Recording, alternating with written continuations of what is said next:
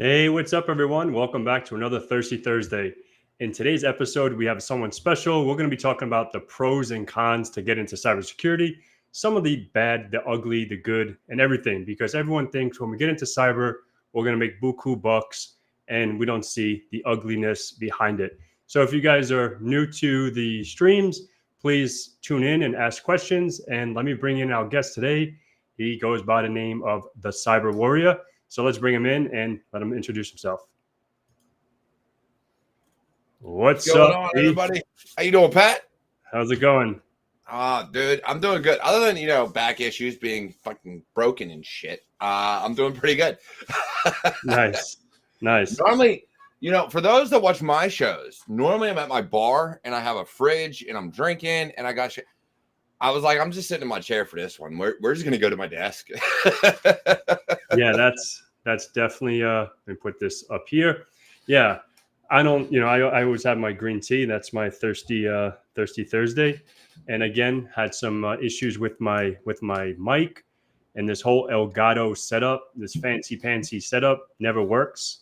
Now I just have my Blue Yeti basic USB and it seems to work better. So Dude, I'm telling you, man, the regular USB mics or everybody wants these fancy things. Unless you get a sound engineer, nope, just go with what works for us techies that are not sound engineers.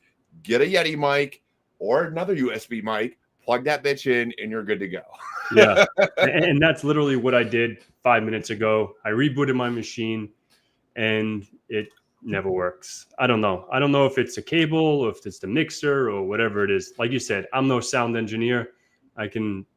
I was trained in it. I was trained in like color matching. I did broadcast engineering for the Army. But no, like I don't balance bass, all that. Nope. Give me a mic. Let the shit work. It'll work on its own until I can afford to pay someone to be my sound engineer. This is what you get. Yeah. And if you guys are tuning in, obviously, check out, Derek's channel, the Cyber Warrior. It's awesome. Obviously, it's not very technical, but he goes into shows like this, talks about different kinds of, like last week, or was it llast week you had? Last week, actually, I got it up right here. I was actually just looking at my YouTube.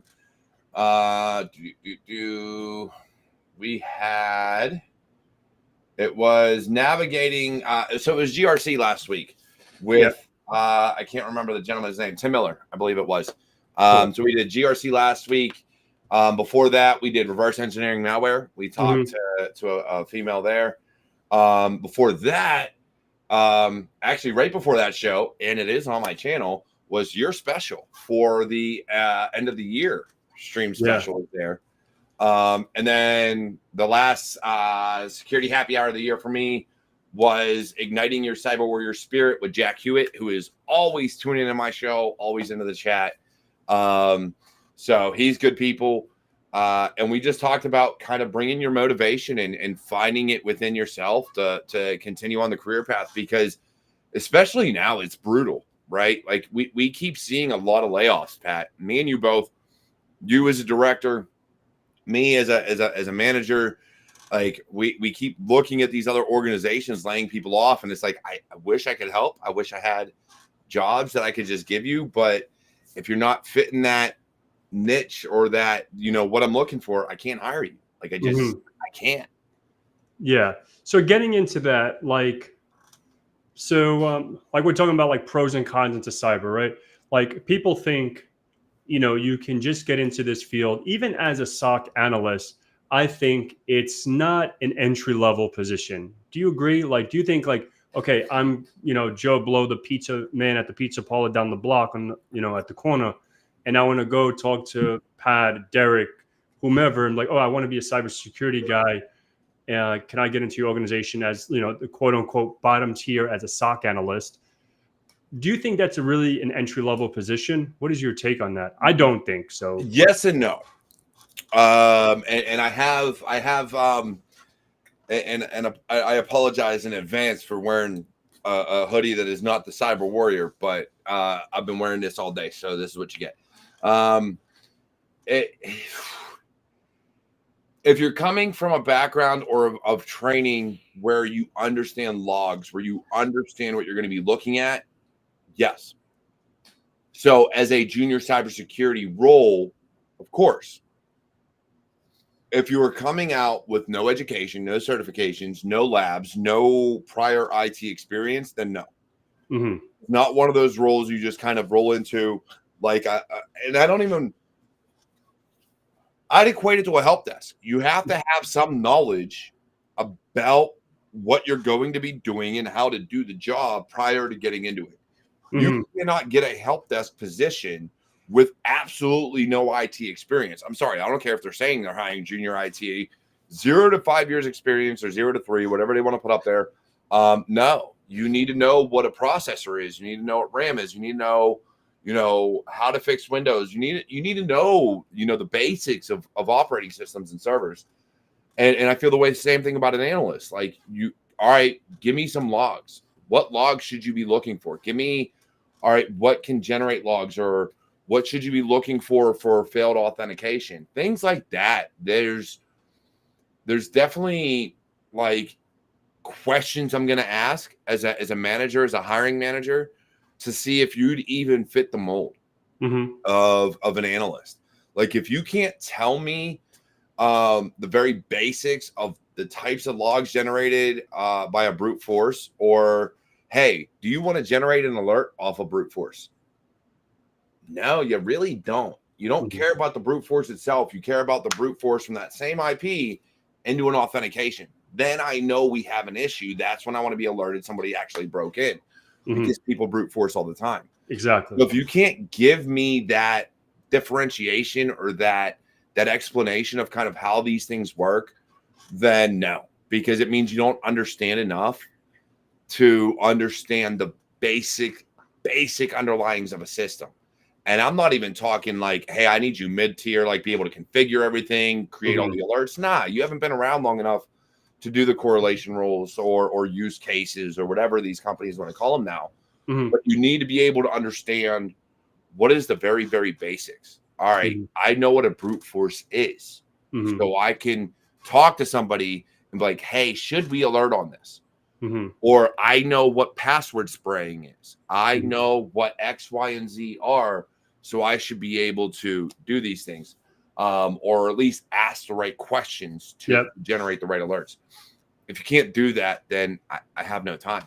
Yeah, and I agree, because say for example, we're a company, because this has happened to me in the past, like someone that says they have some quote unquote, I don't know, IT experience, and then they get into the wheelhouse or behind the keyboard, and same thing what you just said, right? Like we just saying, okay, now we need to analyze, or we have this log, net user add, right, into the domain admins group, right? Right. So Joe Blow is just adding Derek because he's a new sysadmin and he's whatever. So now we're looking at this log that generated from whatever, Sentinel, whatever, Splunk, or whatever SIM tool. Now we have to know, okay, the sysadmin Derek is going to run this command because he's too lazy to go to the domain controller and just go to AD. He just wants to do it through a CLI. Now we get alerted on that, because say if someone is doing this maliciously, we have to know how to differentiate or look into that log or look into that command. What is this command really doing? And I remember this, this person didn't really know. We got this alert. This was like 5 years ago, in 2000. I think 12 service, so man, maybe 10 years ago, 8 years ago, just before we went to migrated for 2016 server. And they couldn't really tell these basic Windows commands, right? And they're trying to be a security. This is before there was actually SOC analysts, and, you worked at a NOC and you're doing it all, right? Now it's a little more segmented. And he couldn't really tell what those logs really meant. So the moral of the story is understanding those basic Windows, Linux, whatever. If you're talking about brute forcing, okay, if I'm on Shodan, right, and I found your organization's IP block on, Aaron's or BGP blocks or whatever, now I know this BGP block belongs to XYZ and corporation. Now I can look for those and say, for example, 3389. Keep it basic, right? Keep the KISS method. RDP. Now, okay, we have an RDP server at 1.1.1.1. Don't brute force that. That's Cloudflare. But No, now 1.1.1.1 is 1.1.1.1. I don't even think that's Cloudflare. no, I think it is Cloudflare. Is it Cloudflare? Does Cloudflare own 1. Yep.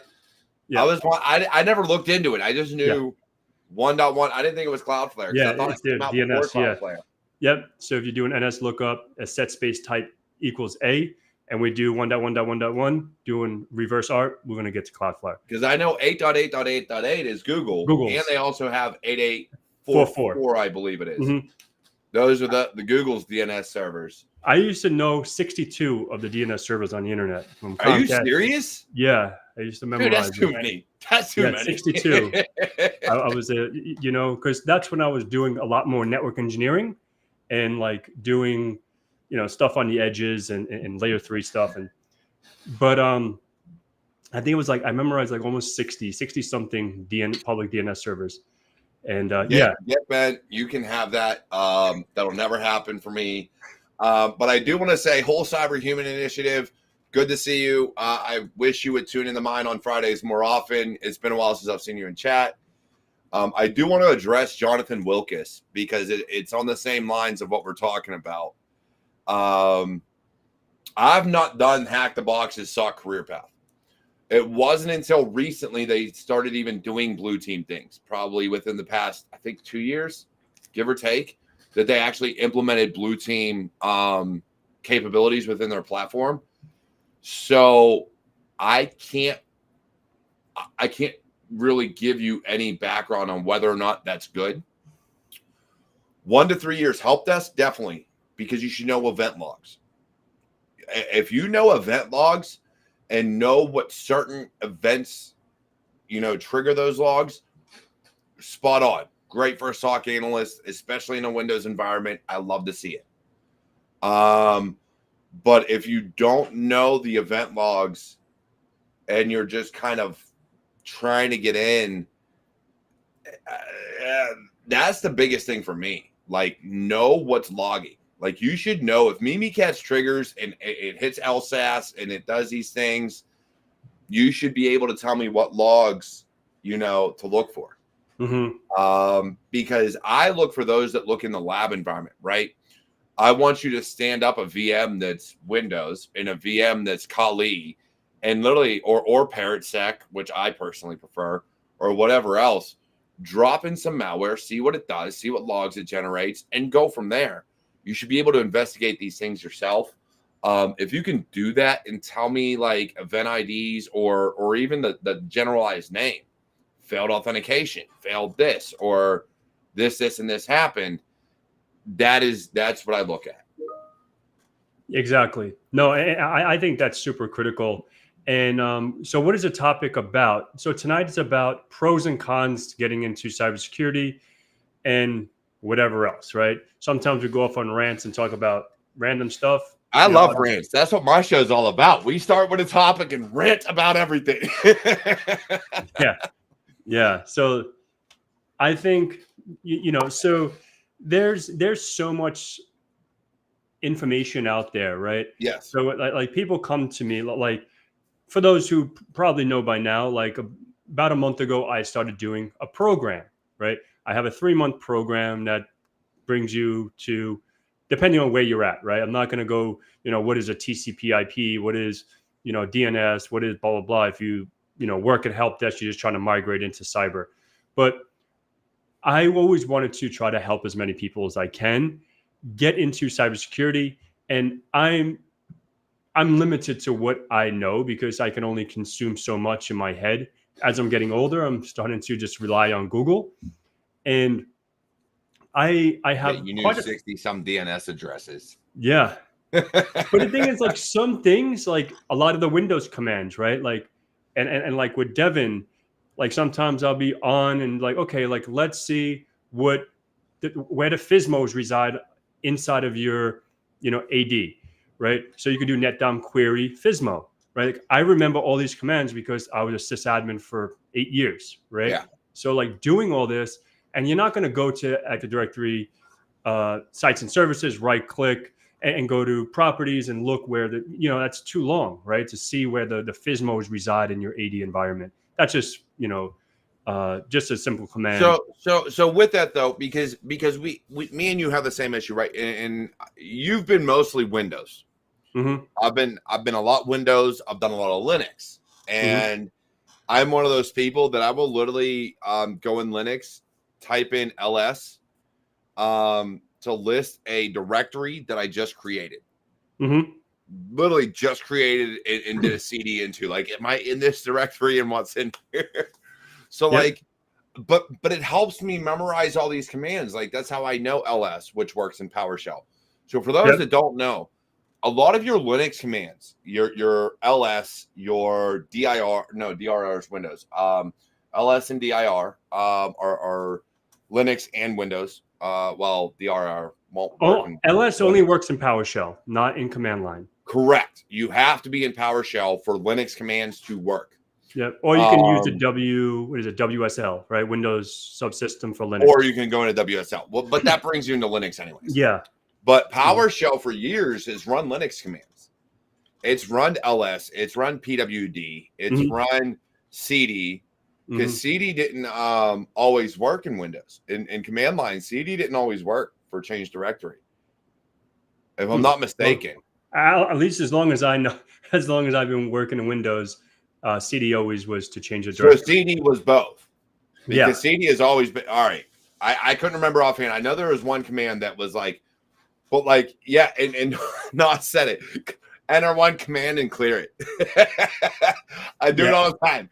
Enter a command, clear. I don't want that shit on my screen. So that's the one thing I don't get confused, but I always, because in Windows, right, you do CLS for clearing everything, and then in Linux, I always forget. I'm like, how do I clear my terminal? I'm like, fuck, man. Like, I'm doing clear, and it's like wrong command, and obviously in Windows it's CLS, and or you can just do Control L or whatever. Or type in cat. Yeah, that's another one. That's a good one. I use cat a lot. Type. I always forget in Windows how to read a file in PowerShell or CMD. I always forget how to read a file in the command line. Prompt. So like Linux has always been my go-to. Like I'll do cat this. It works great. But in Windows, I'm like, shit. Google. How to read file in CMD. And that's the same thing, like especially when you compromise a machine, right? Like when you're doing a pen test and you compromise a machine and we're trying to look through files. And let's talk about this, the CTFs, right? To get a flag, we compromise a machine, we got a reverse shell, blah, blah, blah. We can type shell or whatever, get into interpreter. However, we compromise that box, and then like to concatenate that file out or to see the content of the file, it's obviously tight, especially if you use like Evo WinRM, if you're getting in through there, or however you're trying to compromise that machine. But it's super it's super crazy tricky. Because if you look at it, there's so much that we use that we forget about. And I've done pen testing, I've done OSCP, I've done CTFs, I've done all these things. And like I'll be going through, and for anybody out there, if you go to a job, and I will say this, if you go to a job interview, you have two options when asked questions, especially for something that relates to command oriented or how to do something. If you do not know, or for instance, in my case, I've done it before, but it's been 5, 6, 7 years. I can do that, but I'd have to Google it. I'd have to look it up. I don't know offhand. There is nothing wrong with those statements. The fact that people try to bullshit and lie and come up with things off the top of their head, that is where I have a problem. We are not able to remember everything we have ever done. Think of what we've done as coders, right? As a coder, Stack Overflow is your best friend. I can't tell you how much Python script I have stolen from Stack Overflow and or permanently borrowed, tactically acquired, whatever terminology you want to use. I've done it. Yeah, same thing with me. In GitHub and all this. Where everybody gets everything, right? Very few people anymore actually go in and write things verbatim. They're like, I'm going to Google it, Stack Overflow, or something's going to give me an answer, whatever the case may be. Now In with ChatGPT too, like I wrote a script the other day to automate some stuff, and I just used ChatGPT, right? Yeah, Literally, that's the new one. Go to ChatGPT, but change it. Please change it.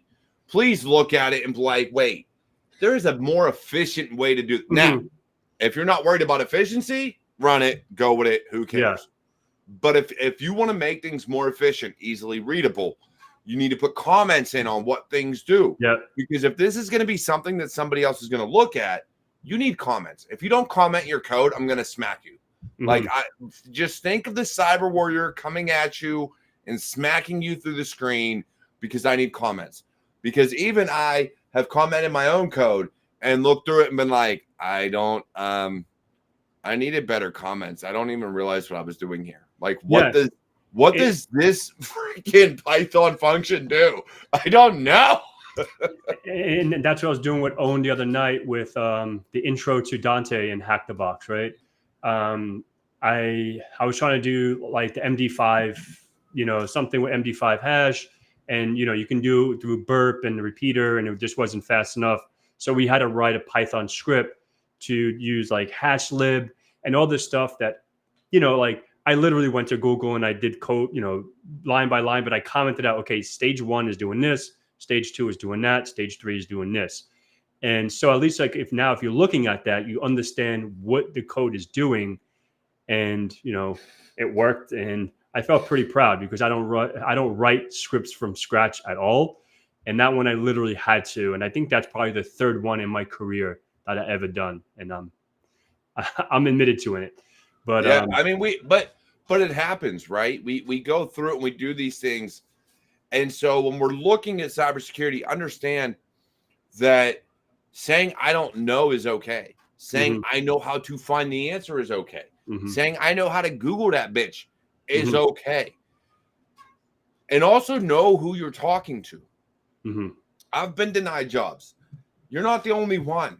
I interviewed for Cisco Talos coming out of the Army, and I went into that interview thinking I knew my shit, and I went in there and they asked me questions, and I was like, I don't know.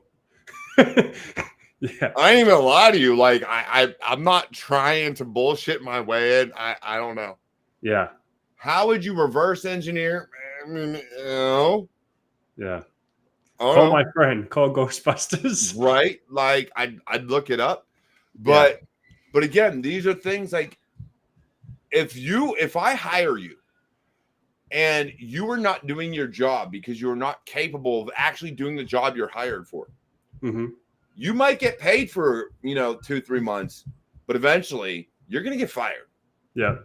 The lies will be found. And that's what people don't understand.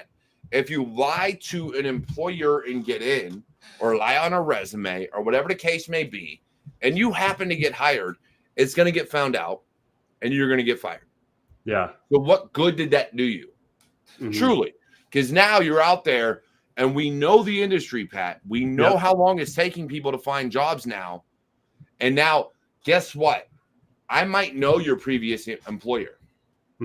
I might know the people you've worked for. They might be some of my good friends. Hell, someone might come to me. Pat might come to me and be like, hey, do you know this person? What do you know about them? Oh, yeah, they work for me, and I fired them because they lied, and then they couldn't do the job. Like, these things happen. You have to be okay with saying, I don't know. You have to be okay with saying whatever, but don't put shit on your resume you don't know. As far as pros and cons of cybersecurity, the biggest thing I've found is people that lie on their resume get past the first recruiter or maybe the first step in the interview. Then they go to the technical person. They can't talk to the technical people. Yep. You can bullshit management, maybe 60% of the time because they've been out of the game so long. But go ahead and try to bullshit a technical person that's still doing the job. It's not going to happen. And that's what I'm finding. When we're looking at cybersecurity, when we're looking at pros and cons, when we're looking at everything we do in our career field, do not lie. If you don't know it, if you've never done it, don't put it on a resume and don't try to speak to it. Everything I have ever put on a resume, everything I have ever told an interviewer, I've been able to speak to. And one of my jobs really put me through the ringer and wanted to see how deep my knowledge went on things. Guess what? When it stopped was when I said, I don't know. Yep. I don't know. I can't give you an answer on that. And then the person was nice enough to give me the answer. Because he knew that was how far it would go. All right, cool. Bet. No worries. This is the actual answer. But thank you for saying I don't know. Like things like that are respected.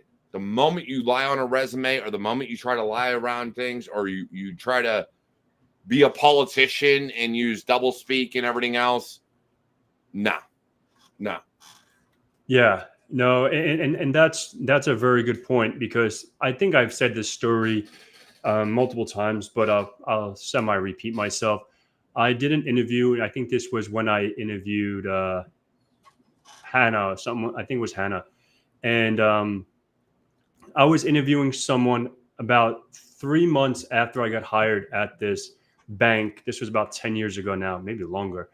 And I was working for this bank as a network security engineer, did all the ASAs and all the firewalls and stuff like that. And we interviewed like a junior admin person. And I've been big on hands-on for many, many moons, right? And and Active Directory, I'm pretty decent with Active Directory and Windows servers and all that stuff. Dude, it's been years since I touched that shit. Yeah. I was so deep in it. So I'm pretty good with it. And I don't do it every day now. Like now I'm doing like the PEH course, and that's cool because I'm in the Active Directory hacking thing. Yeah. Like, okay, like all the, I'm not hacking Active Directory every day, but setting up the AD, understanding the Active Directory structure and the logic behind AD is right up my alley. But now it's like going through the exploitations and, hacking your way in. But this person lied on his resume. Like he literally said he had his MCSE, which back then was for Microsoft Certified System Engineer for 2003 server. And it was permanent. It was permanent. Then they changed it, bastards. Yeah. Like I have my MCSE. I don't even know where my MCSE is. But then I have them all: MCSE, MCITP. All right, continue on. Go through. Finish your story. And this person said he knows Active Directory, for an example. And then this guy literally, when I was asked some basic questions. When you have a domain controller, a DC1 and DC2, you add Derek to DC1, and on DC2, Derek's not there. It's not replicating. What is the problem? And how would you go about troubleshooting this replicating problem through DC1, DC2? Right. And he went off on a rant. He just went off and just said this, that, and the other, like the ponies are pink and the sky's yellow. And obviously he didn't know what he was talking about. And like you said, I would rather say, hey man, I don't know really. I know when I create a user in Active Directory, but I don't know when it gets into the nitty gritty behind the scenes when things aren't replicating. I don't know how to troubleshoot that. I haven't done that. But he, went into a whole fucking fib. And I was like, all right, that's no bueno, because now you lost my trust right there. And this is something that I'm gonna get into tomorrow. I've gotten into it on my shows previously, is like kind of my issues with certifications, right? Because you'll see people that get certified in Security Plus or A Plus or Net Plus or whatever cert you want to put on it, OSCP, CCNA. Give a fucking acronym and it'll get put on there. And then you go to ask them questions about it and they don't know the answer. And I blame the government and the military on this when they started requiring certifications, because then it became a money grab, right? Before it was, hey, we want to go to the lowest level. We want to be able to certify those people that can't afford certifications. CompTIA did great at that. That was like their bread and butter. $100, go ahead, we'll get you an A+. 150 will get you a Net Plus or Security Plus, whatever the case may be. Price has gone up because now it's required by the government. You have 8570 and a few other, regulations out there. I have asked people certified by Security Plus, asked people certified in Net Plus, asked people certified in A Plus with test dumps and everything else. They don't learn the fundamentals. They don't understand the foundations. What is port 443? I don't know. What does RAM do? I don't know. What does XY? I'm talking the most basics of security or A plus or Net plus, like the most basic things. Mm-hmm. And they're certified. So Yeah. I will try to gear it towards what those certifications are. Mm-hmm. I don't know. When I hear that, it's because you test dumped, then you truly did dump everything, and now you can't do the fucking job. Mm-hmm. And that's when I have an issue. So if you come to me with a foundational certification, like Security Plus, like A Plus, like Net Plus, I am going to sit there and I'm going to ask. If you come to me with an A Plus, all right, what is RAM and what does it do? Mm-hmm. What does a hard drive do? Come to me with a Security Plus. Okay, what is HTTPS? Mm-hmm. What is SSL? What is TLS?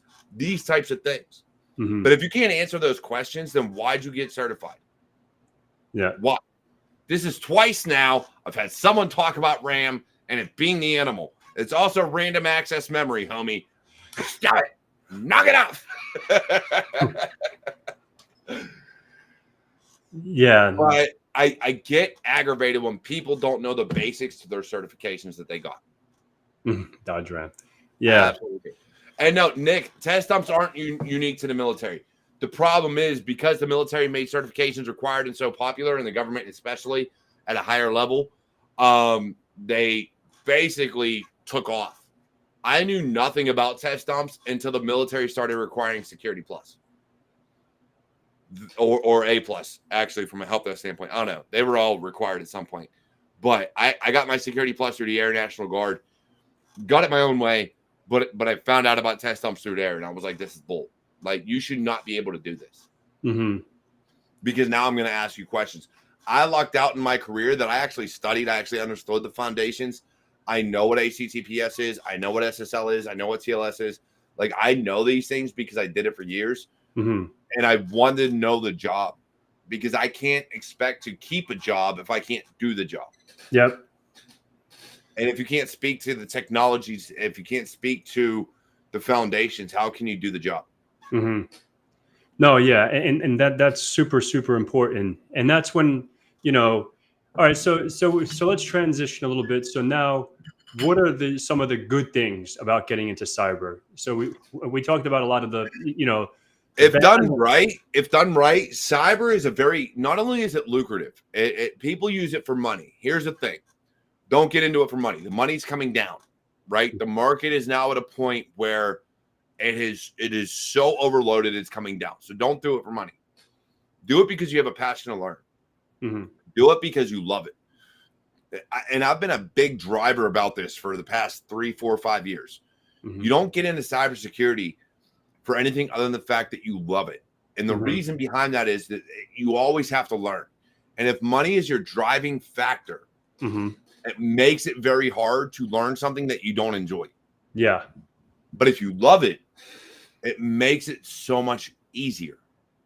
Fact. And so when you love what you do, getting into the industry, you'll be able to have that why in your head. You'll be able to have it in your heart. You'll know why you want to do this, and it makes it 10 times better because by the time you get that first job or the second job, like for you, it's just clicking, and you're literally clicking on all cylinders. But if you don't have that passion within you and you're just chasing money, then it's not going to happen. Like you're just going to get burnout from all the learning and everything else. And you're like, you know what? I didn't get a job. I'm done. Yeah. Then you just wasted how many thousands of dollars to do something that you didn't enjoy in the first place. Yeah. And that goes into like the different paths, right? And this is what my programs are about, because I get people, I want to become I want to cybersecurity professional. And there's so many avenues in cyber, right? Red team, blue team, purple team, GRC, reverse engineering, it's like 300 different jobs you can get into cyber, and non-technical and technical. So now when it comes to some of the avenues, that's why I think, having some of those fundamental certifications help, if you do it the right way, guide you into a path of success and a path of interest, right? Yep. Like, I didn't know anything about hacking and anything about offensive security. If I never got my PayPal hacked when I was selling sneakers on eBay, I wouldn't be here today to tell that story, right? I would have probably still been a CCIE, engineer and doing routing switching, which I love to do, right? So And then all of a sudden, I got my PayPal hacked and my life changed, and now I'm here. And then you found your way here, dude. I've had other things hacked in my wife's shit. It's a daily occurrence. Again, for all those who think you can't be hacked or your spouse or your whatever, it's gonna happen. Somebody's gonna click something fucking stupid. Something's gonna happen in your life. It is going to happen. I don't give a damn how smart you think you are. The smartest of us have been compromised. And I'm talking people that I never thought would have fallen for anything have been compromised. I'm not going to drop names. I will talk about my own life and the fact that my wife was like, hey, I just had to cancel a Walmart or Amazon order or something because it was made without my knowledge. And I said, babe, change your password. Like, change it. And we'll figure it out. Check your Google. Make sure they didn't get your Gmail, whatever the case may be. But in this industry, don't think you're the smartest person in the room. Because you have limitations. Yeah. The hackers do not. Yeah. They have nothing but patience and just want your money. Just want everything you have. And that's so true, because a family member, and that's what drove me to make a video on, I think, the Amazon scam. I don't remember exactly what I named it, but like, you get a text message, you get an email, you get the, call us today, blah, blah, blah. So a family member, had one of those instances that she clicked on a link and blah, blah, blah, and she got her stuff hacked. So I was demonstrating how easy it is to clone their website. You can use the social engineering toolkit. You can clone, and blah, blah, blah. And you can. That was my money, man. I've used that for phishing. It is cloning a VPN page and then being like, hey, log in here because we have some password issues. Yeah, and I got like 100. I literally got like 80% of the people I sent it out to. Yeah, it's super easy, and now they even make it even easier, right? I was using this, this social engineering toolkit for many years, and then now you have like PyFisher and all these other things that do Evil Engine X. Like you can bypass 2FA with Evil Engine X or MFA, whatever you want to call it. Yeah. Evil Engine X is a great way to do it. Yeah, and John Hammond has an awesome fucking video on that. He explains it, does it. I think he does it with Office 365 or something like that. He creates some stuff. Go watch it. That kid's on a different level. But yeah, there's so many ways that people can get hacked. So don't think you're immortal, because you will get hacked. And like you said, like I think John made it visible, right? Like. I think it was like last year when Google, and he almost fell for, like, I think he was so close to fall for this thing. He said he was out at supper or something like that, and he almost fell for. And I'm going to say this, I'm not fanboying the kid or anything, but the kid is up there with the best, right? He's super humble, but that kid knows his shit. And for someone that almost getting hacked, it's like anyone can be a target, and I'm sure that person. The hackers or whoever tried to hack him knew about him and knew his abilities, right? And then, so, you're never invisible. And especially like, like yourself, you have almost 5,000 subscribers. And now like myself, or like with a Network Chuck, or all these other people that are doing videos, they're targets, right? Now, well, the funny thing is, not only that, let's think about it this way. David Bumble, I think. How many people here have families? My son came to me, my oldest. Now, I've taught them all. So he was smart enough to come to me. And he was like, hey, Dad, I got this message. It was either Epic or something, one of his accounts. Now, I'm smart enough that if you lose something quick enough, I can get it back for you. I can talk to support. We can run with it. Mm-hmm. He goes, I got this message on Discord. Hey, I accidentally did X, Y, and Z. This is why I say the smartest person in the room is not always the smartest person in the room. Because I'm talking to this person and I'm like, this is fake. Like, I knew it. Like, you have that nudge. Like, this is bullshit. This isn't real. Someone's scamming you. And I had that in my head. Had it. I still fell for it. Yeah. And immediately contacted support and was like, yo, look, hey, this just happened. They got my password, X, Y, and Z. Got it back within minutes. Like, it was no big deal. But it happens. If you're not smart enough to realize the dumb shit you do, that's on you. Yeah. And I'm sorry, if you're not smart enough to realize and take a look at yourself and be like, I screwed up. Mm-hmm. Shouldn't have done that. And you want to blame others? You don't belong in this field because Yeah. it's not always others' fault. It's yours. You Mm-hmm. you missed the alert. You missed the alarm. You Mm-hmm. clicked the link. You did this. You are not invulnerable. You are not a god.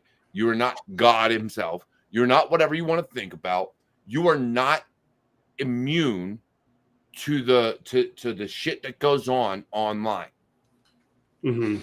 And, Yeah. and that is the biggest downfall to us in cybersecurity is we think we're immune, Mm-hmm. and we're not. Yeah. No, that's so true. And wow, I just lost my train of thought. Yeah, and it's definitely a true statement, right? Like, just always, yeah, trust your instincts, right? Good shit, John. Like, I think that's super, because if you have an intuition that something looks fishy, just go with your gut, right? And be like, yo, I'm not gonna go with that.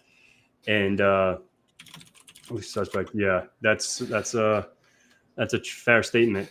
So I wanted to ask a question. I totally bombed out. But again, if you think about it, right? So I know you got, this is your show, right? You got questions, you want answers, and we can sit here and we can rant and rave and talk about everything. Mm-hmm. At the end of the day, you know how I am. We both have our own shows, and I will rant all fucking day. In terms of the show, though, in terms of the topic at hand, when we look at it, when we look at cybersecurity, when we look at people trying to break in, this is the way I see it. You have to, want this, Mm-hmm. and I mean want it. I can't tell you how many hours I spent away from my family, from working full-time in the military to learning on the side.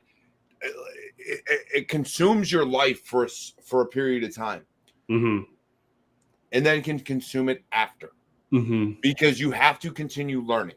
You have to continue growing. So this is an amazing field if you're willing to learn.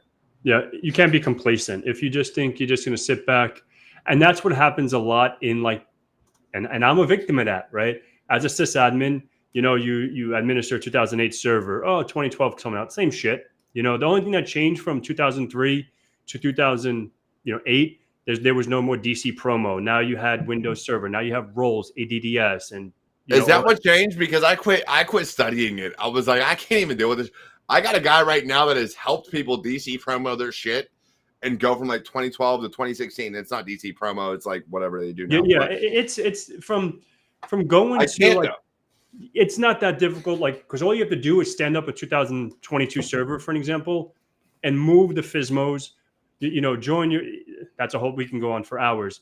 But I actually helped a friend of mine do it last year, going from 2019 server to 2022 for his organization down here in Florida. Yeah. But and it wasn't too difficult. Wait, 08 to 22? No, 2019 to 2022. Oh, okay. Yeah. I was gonna say, no, you can't do 2000. Damn, 08 to 22. I didn't think that was possible. no, you can't do that. No, 2019. Even though, like, he's the kind of person that sees the latest and greatest shit and is like, oh, I want to get the latest and greatest. I'm like, your company's not EOL. 2019 is not EOL. There ain't a whole lot you can do. But since I do love, like, the system admin stuff, like, at heart, like, I still enjoy that stuff. And that's why I made the 2019, 2022 playlist on my channel. And it just stays fresh in my head too. Because if you don't use stuff, you lose it, right? Like, we were doing some stuff. Oh, dude, I can tell you right now, I went through it one time. So back in 2020, I can tell you exactly when, because it's when I got my Grim.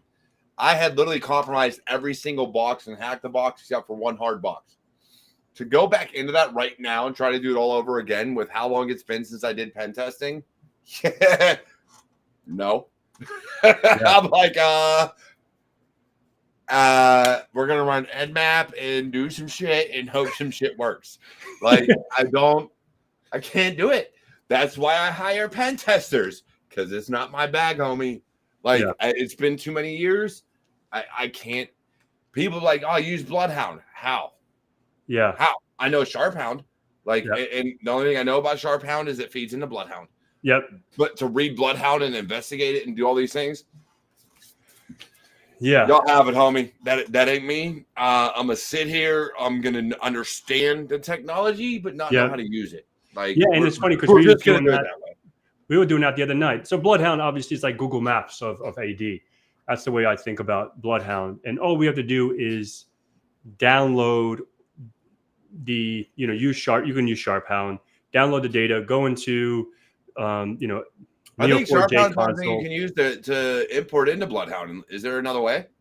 No, so yeah, you can download the files locally to your machine, and Okay. and then once you open up, Bloodhound, you go to import files. You can import everything into, and then you can go to analyze or But look at. SharpHound grabs the files for Yeah. you and auto imports them. Yep.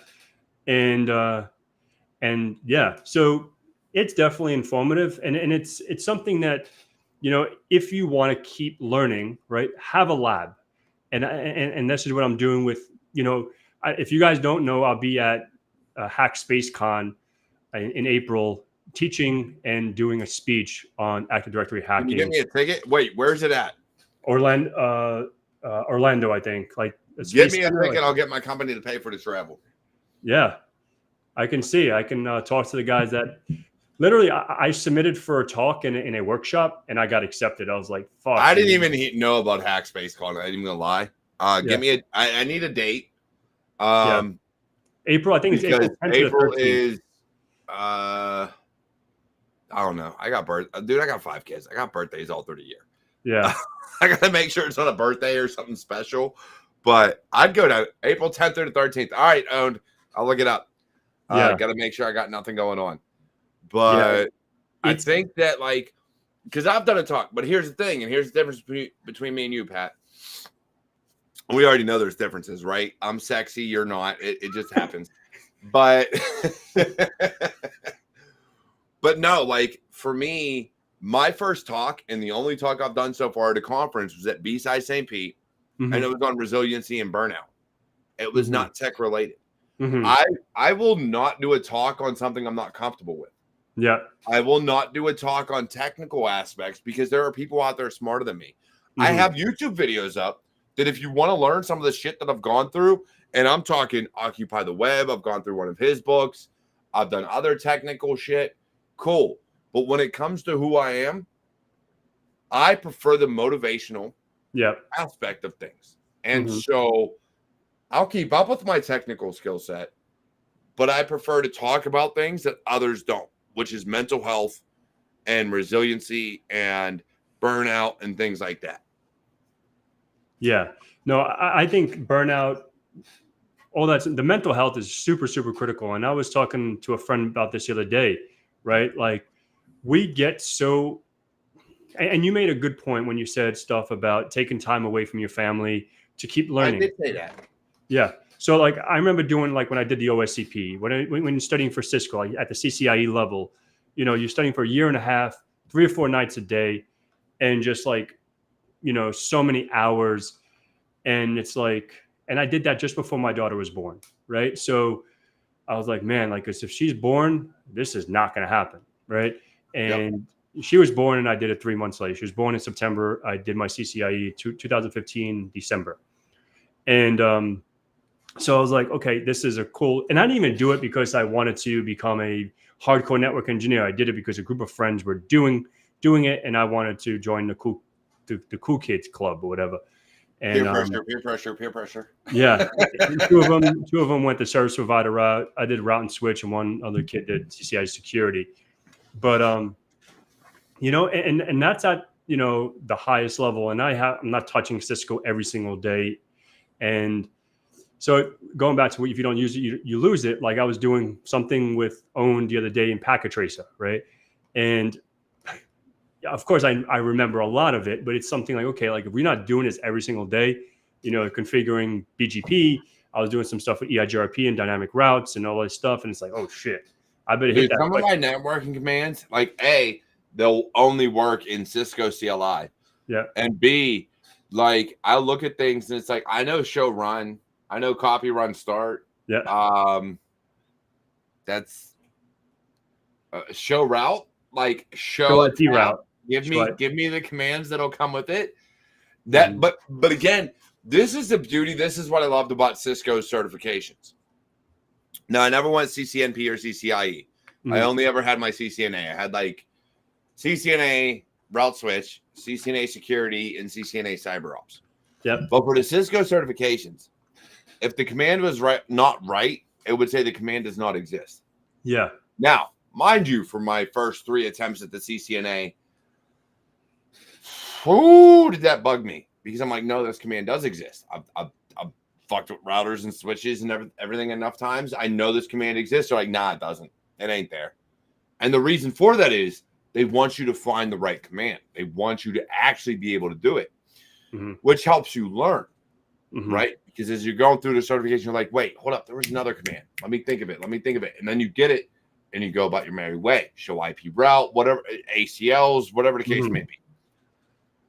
I love that, and I appreciate that more than just, hey, we're going to knock points because you put in the wrong command or clicked the wrong button. I despise that. Yeah. Let me figure it out. If you tell me I got to be able to do X, Y, and Z, let me show you I can do X, Y, and Z. My biggest problem with Microsoft certifications, for all those out there looking at vendor certs, my biggest problem with Microsoft is go the long fucking way. Yeah. If you know shortcuts to do anything, it ain't going to work. Yeah. You have to go the long way. And that bugged the shit out of me for all their certs because I knew how to do CMD and do everything I needed. I knew how to right click and pull up whatever I needed. I knew how to do the keyboard shortcuts, do whatever I needed. But it was like, nah, you got to go to start, homie. Yeah, start, and then run, you got to go here, and then you got to go here. And it's like 5 levels deep, and you got to grab this, and then you got to open it, and then you got to do these things. And it just didn't work. Right. Whereas with Cisco CL, and this is why I appreciate CLI because it either works or it doesn't. With a CLI command, it's going to tell you what you're doing wrong. Yeah.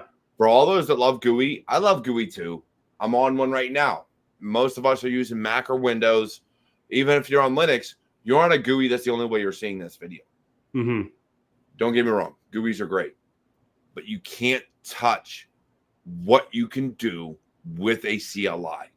A CLI will always, and for those that don't know, command line interface. That is what CLI stands for. You can do so much more with a CLI than you could ever do with a GUI. Yeah. So John much had something like the Cisco certification environment was just as limited. Yeah. It could have been more difficult so that's one thing I didn't really like about Cisco Packet Tracer, right? Because for an example, I hated Packet Tracer. I use GNS. Yeah, GNS3. That's how I learned. I have a EVE-NG and GNS3 still on a server back there, and I liked it even like Cisco Monolith Labs, right? CML or Sandbox and stuff like that. Because say for example, show IP interface brief, right? For example, if I want to see all the interfaces, there it is. Show IP in brief. I knew the short commands. Yeah. All right. Again, timeout. For those that don't know, with Cisco and actually PowerShell, maybe Linux, but most CLIs allow you to enter short commands. So there it is. John Good just put it up in YouTube chat. SHIP int brief or BRI. Yes, every time. As long as you got enough of the command that it could be nothing else, it would work. So SH within Cisco CLI could only ever be show. Yeah. IP was only ever IP. INT was only ever interface. If you put IN, it could change to some other things. BRI was brief. It works on everything. Most CLIs work the same way. You could use shorthand for what you were trying to do. Yeah, and so obviously everyone has their ways of doing things, and now a lot of things are going less CLI, right? We have DNA Center, we have FTDs, Firepower Threat Defense, and all these other GUI driven, like the ASAs, right? When I did my CCNP security, you have ASAs and all this stuff. Now, ASAs are going away more towards, like Unify, everything is GUI. I got a better one for you, though. Because Jonathan Wokus asked CLI over GUI. All right. Think of it as the equivalent of your cloud. So if you've ever dealt with the cloud, you have things like Terraform, Ansible, things like that, right? You have things you can set up with just code. With CLI, you can copy the running config or the stored config of an entire router or switch or whatever And anytime you put a new one in place, you can paste that in and just nail it every time. Whereas with a GUI, you got to hope that backup worked, homie. You better hope they didn't change the version, where things were, the format of a backup file. You better hope it works. But with CLI, the commands were always the commands. With a caveat. In Linux, especially the backend, when you're looking at Linux proper, right, the kernel, and you're looking at some of the programs, those commands have changed. I did a video on this, the entire Linux Basics for Hackers books. And yes, certain things have changed. So over time, eventually, CLI changes. But in general, copy and paste from old commands or from an old hardware to a new hardware sets it up immediately. Same as Terraform. You can break down code, break down infrastructure, stand up infrastructure immediately. Same as Ansible, everything else. Configure it right, it'll always work. That is the beauty of CLI and code and infrastructure as code and everything else, is it runs once, it runs always. Yeah, that's owned. I was schooling him on some Cisco stuff the other night. But we're about 5 minutes to the hour. If you guys have any questions for myself or Derek, obviously, just please remember, if you guys are seeing this on mine, I guess he wasn't able to stream it on his. Please go check out his channel, subscribe, help him get to that 5K. I'm so close, like 83 away. Just do it. I'm not sure how many people are watching this today, but just go out and it's free, right? Just hit subscribe and just show the kids some love. But any questions, for the next five minutes or so, I want to answer it. And if there's any questions after the show, and I will say this though, Pat, there's been a lot of people in chat. Some of the usuals. John Good is on both our channels. He's always tuning in, always watching shit. Love you, John. You're good people. But Mike Dunn stated GUIs are just run CLI in the background. You're not wrong, but you're not right. The way GUIs run, depending on what it is, will change things. It'll run things differently, because within a GUI, you cannot do everything you can do within a CLI. You cannot do, at least not always. I do know within Cisco's GUI, right, their web interface, there are certain things you cannot do in there that you can do within Cisco CLI. And I know that because I took the fucking certification for CCNA security, and I was like, give me a CLI.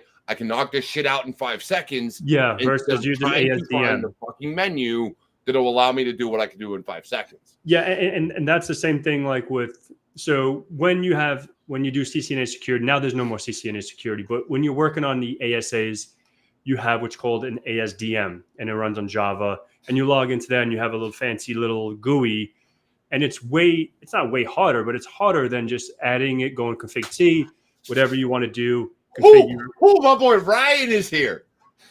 Yeah, Ryan. Totally. I love you, Ryan. Sorry, I had to stop. I saw Ryan in chat. Homie, start chiming in my own on Fridays. You were on the damn show. Love you, brother. Had to stop for that. I saw it. Yeah. I need to hit up Ryan. Ryan, if you're still watching, are you going to Hack SpaceCon? You should definitely head out there. It'll be fun. And I know the call for papers are closed, so I'm not sure if you can get a talk in, but at least hang out. My man, have you seen? He came out with what is it? What do you got now, Ryan? Like 2 books, 3 books? 3. Totally Not a Hacker. I think it's like 2 or 3. 3. I think his new one is like that Game Hacker. Something like that. He's come out with a few. Like I follow him on Instagram. Me and him are boys, and I'm like, my guy. Like, stop! You're making me look bad at 37 years old. You're making me look like an asshole. Yeah. 3 books. 3 books. My man got out there now. Yeah, I think I have 2 of them. I don't have the gamer one. On Instagram, on anything, please go do it. My guy knows automobiles. He knows his shit. Like, literally, go follow him. Also, if you're looking for someone to hire in the offensive security space, Ryan Marston on LinkedIn, go find that guy. Like, He's been on my show, did a bunch of talks. Mm-hmm. Pat, I don't know if you ever had him on yours, but you need to get him on yours. No, he has. He's been on. And I saw him at B-Side Orlando. He did a little speech out there about automobile hacking. Yeah, like he's a good kid, but he lost in arm wrestling, so maybe next time. No, I love that kid. No, he's a good kid. He's a good kid. So, what is the most important event log? Event logs or syslogs you should understand the importance of, and how do you begin to practice in your own lab? Oh, so from a beginner level, you should know the IDs. Now, maybe not necessarily the IDs, but the generalized names for authentication logs. They're huge. And application logs. So, like, if you're looking at application, this application started X, Y, and Z process. Whatever the case may be, X application ran X application. Those types of things. How do you begin to practice in your own lab? There's one called Detection Lab, I think it's called, which stands up, I think it's Snort and a few other things. It's all, secure. I don't know, maybe security. I can't remember what it is. But Detection Lab, for sure, stands up an entire environment for you. And then you use Metasploit, grab a Kali box. And start banging on the different boxes it sets up for you, and it'll generate the logs. It'll generate everything you need for you to be able to see it. Detection Lab is huge. The other one you can do, and Security Onion started doing this. So if you look at the Security Onion Terraform code, or I believe they have Ansible, I have a video on Security Onion. You can stand it up yourself and build your own lab. If you know how to stand up your own lab itself, I could just show you how to stand up Security Onion. But Security Onion has Terraform code that will actually stand up a lab for you. Not necessarily the offensive box, but all of the clients and Security Onion itself, which gives you the SIM and Wazoo and everything else like that. You can do that through Terraform, through Security Onion. So there's a few ways you can do it. I would also suggest finding anybody that helps you build a Windows lab, right, for IT support. So if you're going to do like, I want to build a Active Directory server, find someone that will do that for you. Again, Detection Lab does it. I believe it's, I got to Google this shit now. I think it's called Detection Lab. Detection Lab. Yeah. It's called Detection Lab. So let me get this link out there for you guys. Actually, I'll have Pat set in the background on his channel. I don't think it's maintained necessarily anymore. As of January 1st last year, they quit maintaining it, but it'll still do everything. And you can even run it locally. You don't need cloud. It'll use Vagrant to stand up an entire virtual infrastructure on your local machine. So Flagrant is pretty good, Vagrant. And another thing, obviously, Owen said with the Waza, right? Like getting everything set up is super easy. And you can use Elastic SIM as well, cloud for a trial, and you can install the agents on your machine. And then you can run. Wazoo comes with Security Onion. It's baked in.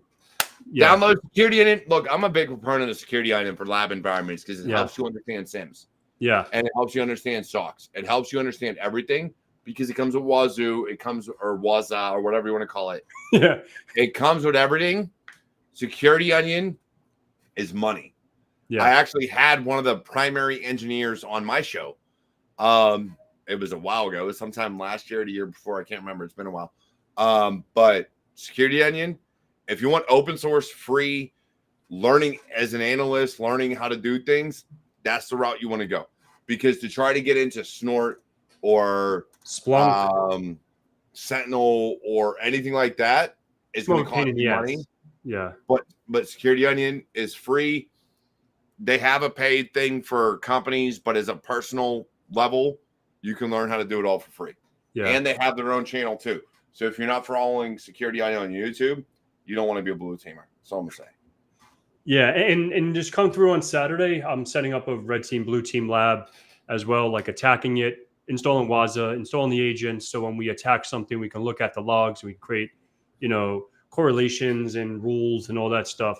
So I'm probably, I want to be live on Saturday at 11. Hopefully my mic works. Nice. But yeah. I haven't taken it. Is that? Oh, I don't know, homie. I really don't know. I have not taken. All of my SAN certifications have expired.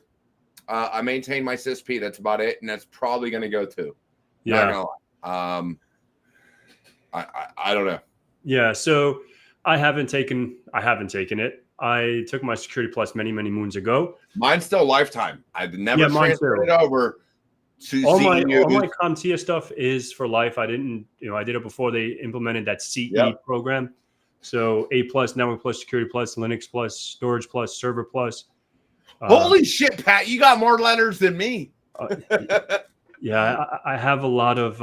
I don't really talk about all the certifications that I've taken. I had letters because I had like five SAN certs, my CISP, a bunch of Cisco, a bunch of Microsoft. But you went through more CompTIA certs than I did. My man, I give you credit because those certs are ridiculous. Yeah. The Server Plus was not easy. The server, like if you're not a server guy looking at like all the server stuff, and that was a little difficult. And I always say this, but probably one of my most difficult exams that I've taken is the A Plus certification. Mine was CCNA. A Plus was the hardest one for me just because I'm not a nerd behind the scenes. I don't like building my machines. And even though we were talking about with John Good, and I just built this beast of a machine. Actually, so speaking of John Good's in the chat. Love you, John. We're well over the top of the hour, so I know it's your show, Pat, but I gotta say this. Yeah. I don't save up for shit. So this is why I part things out. This is why I will literally buy a part by part by part by part. Yeah. Because he was just talking about custom PC versus, pre-built. The only pre-built PC I have came from the VA. From when I retired from the Army, Voc Rehab was like, oh, you need this for your certifications and your business and da-da-da-da. Mm-hmm. They gave me an HP. I threw a video card in that bitch, and that's how I've run things. I built my own by parts. Mm-hmm. And got lucky when all the graphics cards were like out of stock from Newegg Shuffle. I actually got a 3070 or I think a 3060, 3070 and like 16 gigs of RAM that I don't need because I had already had the RAM. Yeah. But like, yes, part by part by part by part is how I build things. Yeah, go for it. This will be the last question and then we'll wrap it up. Go for it. All right. Hold up. Let me see what we got. For those seeking SOC-centric roles, would a security engineer role at a software factory be the better starting point?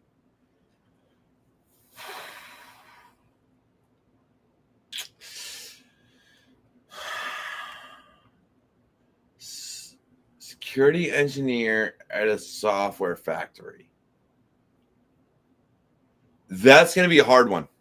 Whole cyber human initiative. For those not following him on LinkedIn and other places, please do. The best starting point in my eyes is through your network. Mm-hmm. What I mean by that is if you were doing a lot of self-teaching, if you're actually taking it upon yourself to learn the roles, the fundamentals, the basics, the whatever, you can land where you need to land through your network. To sit here and say a security practitioner or what have you within a software engineering, dude, they don't want to fuck with security. Mm-hmm. They don't. But within your network, you will find people that will either know people or if you get over your fear and actually talk to CISOs and security directors and get to know them before you need a job, or when hey, I'm coming up to the end of my college 4 years and I need a job. No, you should have been talking to them like a year before. Mm-hmm. Like literally start talking to these people. When you do that, it sets you up for the future. Now, if you're already in security, if you're already in cyber, and you're not talking to these people, you're never, I can't say never. It's going to be a hell of a lot harder for you to find those better roles because you're not part of that community of hiring managers that are looking for that next technician. Yeah, I and this will be my last comment and then we'll wrap it up. But I think that's so true because before 4 years ago, before I started YouTube and showing my face on the internet, right, I was very, very closed off and anonymous, right? Like I didn't talk to anyone. I didn't network with anyone. And I think that definitely hurt me, right? Because I had a situation, about 5 years ago, 4 years ago, I got furloughed when COVID happened. And I didn't really know many people, right? It's like, had to go through that whole process again. And I got super lucky for the situation I was in. But like, I was in a pickle for a bit and I'm like, shit, obviously once I started networking and now, I love everything about this community because now sometimes opportunities come to you. You don't even have to look for them, right? Because getting in, And sometimes all it takes is a phone call. Exactly. And, and just, put something on LinkedIn or just like you said, connect with folks. Don't be scared, but don't, I get these stupid inboxes or messages like, hey, I'm looking for a job. Can you help me get a job? And, I'm not going to I don't even know who the fuck I you ignore are. them. You know what I mean? Like introduce yourself. I ignore anything cold. Anything cold. I need a job. Oh, okay, good for you. I want to give you financial advice. Okay, good for you. I'm selling this product. Okay, good for you. I ignore them all. Yeah. I let you stay on red. That lets you know how idiotic I think you are. You're gonna stay on red. Yeah. But yeah, let's wrap it up. And I really appreciate everyone. Obviously, you, D. I appreciate you jumping on. Can't wait to see you tomorrow night. And any last cool words that you would like to say from your side to the crowd? Like for me, all right. So here's a few things. 30 seconds. 30 seconds. Who said 30 seconds? But I got the biggest thing is network. Mm-hmm. We talk about cybersecurity. Cybersecurity, the biggest thing about it is your network. Who do you know? Mm-hmm. Who have you been talking to? But with that, do not lie to them. Do not lie about anything. If you don't know shit, say you don't know shit. The moment you say you do, those who know will literally beat down your door and find out if you truly know it. Mm-hmm. Do not apply for a job claiming you know something that you don't know. Mm-hmm. Not going to happen. Yep. On top of that, keep learning, keep growing. That is the biggest part of this industry is learning and growth. If you are not willing to go out there and take certifications, if you're not willing to go out there and just learn new shit, learn Azure, learn AWS, learn GCP, whatever the case may be, it's going to make your job a hell of a lot harder. I know it took me a while to find work myself and find new roles and do different things because I hated the cloud. I still hate the cloud. It's just somebody else's computer. But I had to learn it. I had to know it. I had to grow into it. This shit happens. You have to be willing to keep up with the times because you got to be able to secure these organizations. Like it, don't like it, doesn't matter. You have to be willing to do it. And if you love it, if you breathe it, it makes it that much easier. Finally, if you're just breaking in, literally just trying to find your first job, you better be willing to sacrifice some shit. Time of family, time of friends, money, whatever the case may be, because it is going to take all of that. It's going to take a lot of time for you to build your lab, study, learn, grow, and make your name within this industry. If you do not do that, if I don't know you, if I can't find you, you better be able to talk a big game and you better be able to impress me. Because if you can't, you're not getting hired. I don't care what you put on paper. I care what you can speak on. I care what's out there. I care about who you are as a person. Paper is paper, but you better be able to talk to me, and you better be able to speak to anything you put on paper. Plain and simple. Yep. Yeah, and yeah, thanks for that. And my last thing is obviously thank you. Keep learning. I'm doing PMPT. I said I was going to do that last year. Now, like since the beginning of the year, I've been buckled down 2 hours, an hour and a half, 2 hours a night studying for this because I just want to get that. I want to know when you get it because my OSCP was a bitch, but I hear PNPT is better. Yeah, and so far, like from their course and everything like that, I think it's more realistic. Obviously, when I did the OSCP, when you did the OSCP, there was no AD, right? There was a lot of buffer overflows. There's 5 boxes. You compromise. You move around. Yep. There's a lot of enumeration. This is more like, okay, you're given this environment, go to town, right? We have the cyberwarrior.com or whatever. We have to get out from the outside in. We have to pivot our way in. Yeah, OSCP is almost more hack the box, whereas PNPT sounds almost more like production environment. Exactly. Yeah, I'm really like I want to take it before the Hack Space Con, so that's why I'm really buckling down and studying and like I just said, that takes time away from your family. After this, now I'm gonna probably eat a little bit and then study until the Rangers game. But and I will say this: look, hey, check it out. InfoSec Pat has this channel that you're watching right now. I have my own channel, Cyber Warrior Studios. My own website, all that other fun shit. Neither of us, if I'm not mistaken, I could be wrong because Pat, you're bigger than I am, make money from our shit. It's all an expense. Mm-hmm. Literally everything we do is for free. Mm-hmm. So if you enjoy this, if you enjoy what I've said, what Pat says on any show, anything he does, especially all of his technical shit, please share it. Please like, subscribe, comment, share. Any video you find on my channel, his channel, whatever the case may be, please do it. Because if you don't, then other people can't learn from what you feel you've learned from. Mm-hmm. And that's the biggest thing. It's free. It's fucking free to hit the buttons and type some words. Yeah. And it hacks the algorithm and it puts us in the algorithm and helps us grow. Like, obviously, this year or in 2023, my channel went from, I think I had like 23,000 subscribers in January and then just hit 60,000. I just want to get to 5K. I'm like 80 some short. Yeah, we'll get you there.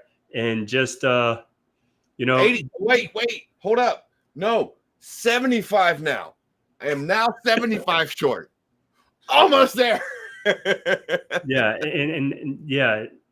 That's all, man. Like that's why I started this, the whole movement of now I just added like get hacked or get jacked as well. Because obviously I like me and you started that. Actually, it was me, you, and one other person. Because I did something, you said something, and I said, I'll create a shirt, and you said I already have one. Yeah, the way the whole get hacked or get jacked got brought up. And I see Stitchy in there.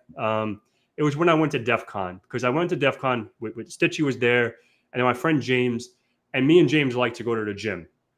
So, like, I didn't give a fuck if I was late to DEF CON. I'm going to work out before I go. I don't care. That's more important to me, my health and getting jacked.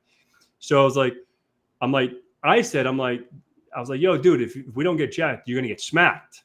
You know what I mean? So I was like, oh, and then I was like, and then smacked, jacked. Just I started rhyming words, and I was like, if you don't get jacked or get hacked, and now, at that very moment we were talking about, getting hacked like you're in a computer.